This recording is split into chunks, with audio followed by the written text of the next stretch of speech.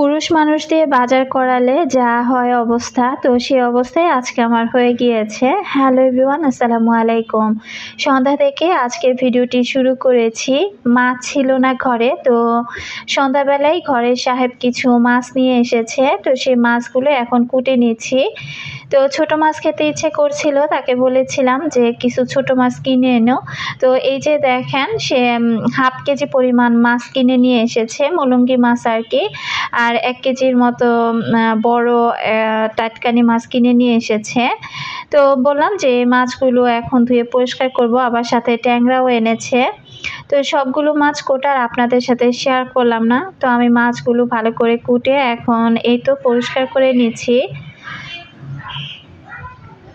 সন্ধ্যা রাতে বাজার করা এটা কিন্তু আমার একেবারেই পছন্দ না, তবে কিছুই করার নেই। আসলে সকালবেলা ব্যস্ততার কারণে ওইভাবে বাজারে আমার যেতেও পারি না, আর সেও বাজারটা করে দেয় না। তো আমাদের এখানে কিন্তু বিকেলবেলা সবসময় আমি বলি যে খুব সুন্দর বাজার বসে, সেটা হোক শাকসবজি বা মাছ। তো রাতের বেলা যেহেতু বাজারটা খুব ভালো হয়, তো এ কারণে কিন্তু রাতের বেলা একদম বাসার নিচে থেকেই এই মাছগুলো কিনে নিয়ে এসেছে। তো একদম অল্প পরিমাণে এনেছে। তো সে আর কি বলতেছিল জবার আব্বু যে অল্প অল্প মাছ আনবো আর অল্প অল্প খাবো, কারণ অনেক মাছ ফ্রিজে এনে আমি রাখবো না। এগুলো বেশি করে রাখলে সে মাছে নাকি স্বাদ থাকে না। তো এটা সত্যি কথাই, ফ্রিজে অতিরিক্ত মাছ মাংস ফ্রোজেন করে রাখলে পরবর্তীতে ওটা খেতে কিন্তু তেমন একটা ভালো লাগে না। তো এখানে আমি মলঙ্গি মাছগুলো খুব ভালো করে ধুয়ে পরিষ্কার করে নিয়েছি। অনেকটা পরিমাণে তেল উঠেছিল। সবগুলো মাছ আমি অফ ক্যামেরাতে একদম লবণ দিয়ে কেচে পরিষ্কার করে নিয়েছি, পরবর্তীতে রান্না করার সময় যেন বেশি একটা আমাকে ধুতে না হয়। তবে এই যে মাছ কুটে এই শীতের রাতেই কিন্তু এখন আবার আমাকে গোসল করতে হবে। তো রান্না বান্নাও আছে, রান্নাটাও করব। আজকে দুপুরবেলা আর কি ওইরকম হালকা পাতলা রান্না করেছি। তো এখান থেকে ভাবতেছিলাম যেহেতু মাছগুলো একেবারে ফ্রেশ মাছ, তো কিছু মাছ আর কি ভাজবো রাতে খাওয়ার জন্য। খুব সিম্পল রান্নাটাই আর কি এখন করে নিব। সন্ধ্যা নাস্তাটা এখনও খাওয়া হয়নি, তো হাতে কাজ রেখে কিন্তু আমার খেতেও ইচ্ছে করে না। তো ভাবলাম যে আগে এই কাজগুলো করি, তারপর না হয় সন্ধ্যার নাস্তাটা করে নিব। আর বাজার আনলে তো গুছানোর একটা ব্যাপার স্যাপার থাকেই। তো আমি ট্যাংরা মাছগুলো এখন আমি গুছিয়ে নিব, তারপর ছোট মাছগুলো। কথা বলতে বলতে অনেক দূর চলে এসেছি। তো আমার আপু ভাই আঙ্কেল আন্টিরা এবং ছোট ছোট সোনামণিরা কেমন আছেন আপনারা সবাই? আশা রাখছি কাছে দূরে দেশ এবং দেশের বাইরে যে যে প্রান্ত থেকে আজকে আমার নতুন আরেকটি ব্লগ ভিডিও দেখছেন না কেন, আল্লাহর অশেষ রহমতে সবাই বেশ ভালো আছেন। আমি বিথি, আলহামদুলিল্লাহ আমিও খুব ভালো আছি পরিবার পরিজন নিয়ে। এখানে কিন্তু প্রতিটা বক্সে বক্সে আমি মাছগুলো তুলে নিয়েছি, এখন এগুলো আমি ফ্রিজে রেখে দিব।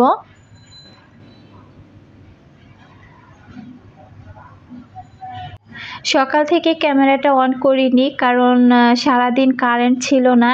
তো সন্ধ্যা রাতে হালকা পাতলা কিছু বাজার করা হয়েছে। সেদিনই কিন্তু আমি অনেকগুলো কাঁচা বাজার এনেছি, সেই বাজারগুলোই কিন্তু রয়ে গিয়েছে। তার মধ্যে দেখেন তাকে বলেছিলাম কিছু ধনিয়া পাতা আনার জন্য, হালকা পাতলা কিছু আর কি সবজি। তো সে দেখেন আবার কতগুলো সিম নিয়ে এসেছে, ফুলকপি নিয়ে এসেছে, আর পেঁয়াজের কলি নিয়ে এসেছে। তো ফুলকপি আরও নিয়ে এসেছে, বললো যে দাম কম।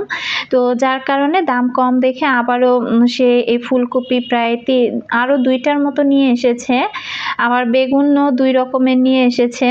তো আমি আসলে বলতেছিলাম যে আসলে পুরুষ মানুষ দিয়ে বাজার করালে যেটা হয় আর কি, ঘরে যেটা থাকে সেটা আবারও দ্বিতীয়বারও নিয়ে আসে। তো এতগুলো সবজি আমি কয়দিনে খেয়ে শেষ করব আমি নিজেও জানি না। তো আমি তাকে বলতেছিলাম যে এতগুলো ফুলকপি কেন নিয়ে এসেছো? তো সে আর কি বলতেছিল যে দামটা অনেক কমে গিয়েছে, তো বেশি পরিমাণে সবজি নিয়ে এসেছি, মাছ মাংস খাওয়া বাদ দিয়ে বেশি করে সবজি রান্না করবে আর এগুলোই খাবো। তো কি আর করা। তো আমি বললাম যে এত ফুলকপি কিভাবে এখন আমি রাখবো। তো সে আবার আমাকে ফুলকপি রাখার প্রসেসটাও শিখিয়ে দিল। তো সে আর কি বলতেছিল একদম ফুলকপির ডাঁটাগুলো কেটে ছোট ছোট পিস করে তারপরে বড় একটা পলিতে করে নর্মাল ফ্রিজে রেখে দাও। তো সবজিগুলো কিন্তু একদম ফ্রেশ আর টাটকা ছিল। তো ইচ্ছে হচ্ছিল যে এখান থেকে কিছু সবজি দিয়ে এখন মাছ রান্না করি। তবে অনেকগুলো মাছ যেহেতু অনেক টাইম ধরে কেটেছি, আবার ওইগুলো ধুয়ে তারপরে এগুলো ফ্রিজে রাখতে আমার কিন্তু অনেকটা সময় লেগে গিয়েছে। আর এর মধ্যে অনেকবার কারেন্টটা আসা যাওয়া করছিল। যখন কারেন্ট চলে গিয়েছিল তখন ক্যামেরাটা অফ রেখেছিলাম। তো বিদ্যুৎ বারবার চলে যাওয়ার কারণে সে ভয়ে আর কি আমি চিন্তা করলাম যে এখন আর সবজি বা শাক কোনো কিছুই রান্না করব না। তো বেগুনটা ভেজে ফেলি আর মাছ ভাজা করব, এটা দিয়েই রাতে আমাদের খাবারটা হয়ে যাবে। তো এই যে দেখেন বেগুনটা কিন্তু উপর থেকে দেখতে কত সুন্দর লাগছিল, আর ভিতরের অংশটা একেবারে পোকা দিয়ে ভর্তি। তো বেগুনে পোকা দেখে এরপর বেগুনটা কাটতে আমার কেমন যেন লাগছিল। তো আমি এই পাশ ওই পাশ ঘুরিয়ে ফিরিয়ে বেগুনটা আর কি কেটে নিয়েছিলাম। তো আমাদের মধ্যে কিছু কিছু মানুষও কিন্তু এরকম আছে যে তাদের উপরটা যতই চকচকা থাকুক না কেন, তাদের ভিতরটা কিন্তু এরকমই বেগুনের মতো পোকা দিয়ে ভর্তি থাকে।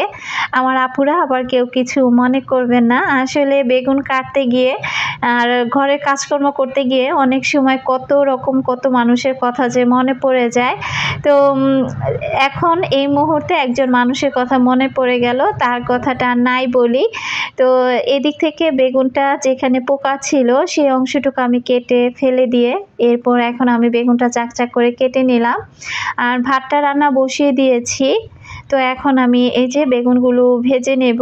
তো একটু হলুদের গুঁড়া, মরিচের গুঁড়া, তারপরে লবণ, আদা রসুন বাটা, তো সব কিছু দিয়ে এখন আমি এটা মেখে নেব। ওই পাশ থেকে কিন্তু ঘরের কর্তামশাই বারবার বলতেছিল যে একটু সবজিও ভাজি করো, না হলে শাকটা রান্না করো। তো এই শাক বাছাবাছি করতে গেলে রাত করে আমার কিন্তু অনেকটা সময় লেগে যাবে, যার কারণে কিন্তু ওইভাবে শাকটা রেখেই দিলাম। আমি কিন্তু বেগুন ভাজাতে আদা রসুন বাটা ব্যবহার করি। তো এর মধ্যে কিন্তু ভাতটা হয়ে গিয়েছে আর এখন বেগুনগুলো ভেজে নেব। কাজ আর কথা বলতে বলতে আর কাজ করতে করতে অনেক দূর চলে এসেছি। আমার সকল প্রিয় আপু ভাইয়া আঙ্কেল আন্টিদেরকে রিকোয়েস্ট করব, যারা ভিডিওটি ক্লিক করেছেন এখনও পর্যন্ত একটি লাইক দেননি, প্লিজ একটি লাইক দিয়ে ভিডিওটি কন্টিনিউ করবেন। আর যারা নতুন আজই আমার চ্যানেলে প্রথম ভিজিট করেছেন, যদি ভিডিওর কোথাও কোনো অংশ আপনার কাছে ভালো লেগে যায়, চাইলে আমার চ্যানেলটি সাবস্ক্রাইব করে আমার পাশে থেকে যেতে পারেন। তো এই তো এখানে আমি মাছগুলো আর মাঝখান থেকে কাটিনি, মাছগুলো মিডিয়াম সাইজের ছিল। তো মাছগুলো একদম আমি ভালো করে হলুদ মরিচ আদা রসুন মাখিয়ে এরপর এখন মাছগুলো আমি ভেজে নিচ্ছি। মাছগুলো একেবারে কড়া ভাজা করব। বেগুনগুলো যখন আর কি মাছগুলো যখন ভাজতেছিলাম এর মধ্যে কিন্তু জবার আব্বু কয়েকবার করে চলে এসেছে। সে এই মাছ ভাজার ঘেরানে বারবার বলতেছিল আমাকে এখান থেকে এক পিস দিয়ে দাও। তো এখন কিন্তু প্রায় রাত 8টা সাড়ে 8টার মতো বেজে গিয়েছে। তো এখনও কিন্তু এই যে সন্ধ্যার নাস্তা খাওয়া হয়নি। তো আমি তাকে বললাম যে তুমি আরও আগে বলতে আমি না হয় আরও 2টা মাছ বেশি ভেজে নিতাম। মাছগুলো কিন্তু সাইজে ভালোই বড় ছিল। তো সে আগে জানলে আমি তার জন্য আরও একটা মাছ বেশি ভাজতাম, কারণ আমি জানি আমার মেয়েরা এত খানেওয়ালা না, খুবই কম খাবার দাবার তারা খেয়ে থাকে। তো 2টা করে মাছ ভাজলে আমি জানি একটা করে মাছ থেকে যাবে, যার কারণে 4 জনের জন্য 4টা মাছই ভাজলাম। আর এখানে বেগুন তো ভাজা চলছেই। তো আসলে আমার খাবার দাবার বলেন বা আমার পোশাক আশাক বলেন সব কিছুই না আমি একটু হিসেবের মধ্যে করি, কারণ যতই যা থাক না কেন, যার যতই থাক না কেন, যে অতিরিক্ত কোনো কিছুই সেটা আমার ভালো লাগে না। তা আমি আর কি যখন মাছ ভাজতেছিলাম তখন কিন্তু সে আমাকে একটা কিপটা উপাধি দিছে। তো যাই হোক আমার তাতে কোনো দুঃখ নেই, আমি হাসতেছিলাম, বললাম যে যাই হোক আমি না হয় মাছ খাবো না, আমার ভাগেতেই তুমি খেয়ে নিও। আর কিপটিমি করে যদি না চলতাম তাহলে তোমার মতো লোকের সাথে আমার সংসারই চলতো না। তো দেখা যায় যখন হাতে টাকা আসে আনন্দ করে এটা সেটা তো হুটহাট করে কিনে ফেলি, বিশেষ করে সংসারের ঘরের জিনিসপত্র আর কি কেনার ক্ষেত্রে তখন কিন্তু এত হিসেব করি না, তবে খাবার দাবারটা আমি একটু হিসেব কিতাব করে আর কি খাই। তো সেটাই আর কি সে আমাকে দাঁড়িয়ে দাঁড়িয়ে পিছন থেকে বলতেছে যে এখন যদি বলি যে চলো বাণিজ্য মেলায় যাই, দৌড়ে গিয়ে অবশ্যই ঘরের কিছু না কিছু কিনে আনবে, তখন তো টাকা পয়সার বেলায় হিসাব করবে না। তো তবে খাবারের বেলায় কেন এত হিসাব? তা আমি আর কি কথাগুলো শুনে খুব হাসতেছিলাম আর তাকে বলতেছিলাম যে খাবার জিনিস অপচয় করতে হয় না, এটা হিসাব করেই খেতে হয়। কি বলেন আপুরা, আমি কি কথাটা ঠিক বলেছি কিনা আপনারা কিন্তু কমেন্ট বক্সে জানাবেন। তো এই যে মাছ ভাজা, তারপরে মরিচ ভাজা আর সাথে বেগুন ভাজা, ওটাই ছিল আমাদের রাতের খাবার দাবার। তো এই কনকনে শীতের মধ্যে আমি কিন্তু এর মধ্যে রান্নাবান্নাটা কমপ্লিট করে গোসল করে নিয়েছি। তো ওই সময়তে আমি রান্না করতে করতে তাকে বলতেছিলাম যে আমার জন্য একটু পিঠা নিয়ে আসো। তো সে আবার বলতেছিল যে ঘরে বানিয়ে খাও, তবে আমি তো এত পিঠা বানানোতে পারদর্শী না।